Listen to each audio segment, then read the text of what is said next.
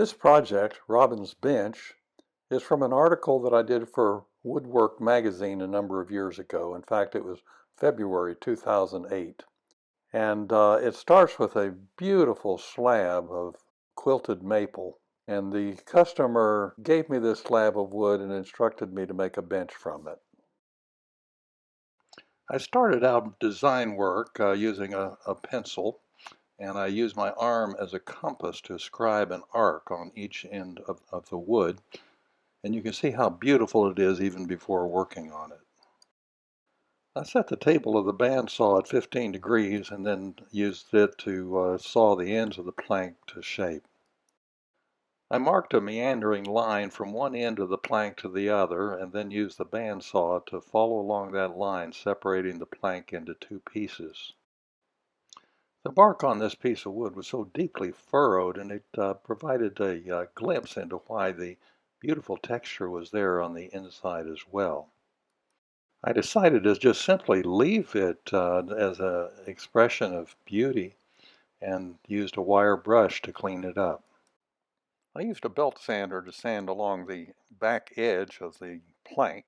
I used a rotary chisel to texture the inside edges where the bandsaw marks were left. The rotary chisel provided much more of a hand-tooled effect. With those steps complete, I started laying out some of the markings that are necessary on the underside of the plank. These are to guide in the placement of things like the sliding dovetails. Careful layout is absolutely critical. To route for sliding dovetails to fit on the underside of the bench, I built a simple frame, and the router base rides within it. I used two routers, one with a straight bit and the other with a 15-degree dovetail bit. I used a 15-degree dovetail bit mounted in the router table to route these cross stretchers that hold the two pieces of the plank together. Cutting the mortises in the legs came next. This step took careful layout and planning. With the mortises cut, I can begin forming the tenons on the front to back stretchers. I start the work on the sled on the table saw. After cutting the shoulders of the tenons, I continue with the tenoning jig to finish them. With the framework trowel assembled, I can begin forming the arch that strengthens the legs. The arch is formed of 7 layers of 1/8-inch thick walnut. Here I'm using a sliding T-bevel to determine the angle at which holes need to be drilled. After cutting the arch stretcher to size, I used a roundover bit to shape it and then sanded it.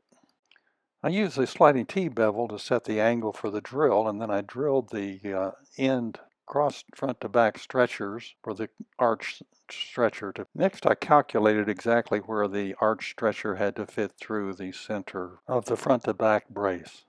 With those parts completed, I could begin shaping the legs. I started on the table saw and then to the band saw, marking one from the other. I finished with a whole lot of sanding. My objective was to make legs that would be as beautiful as the top itself. I wanted the legs to pierce through the front edge rather than to be hidden underneath, so that involves some interesting marking and cutting and chiseling and filing to get things to fit.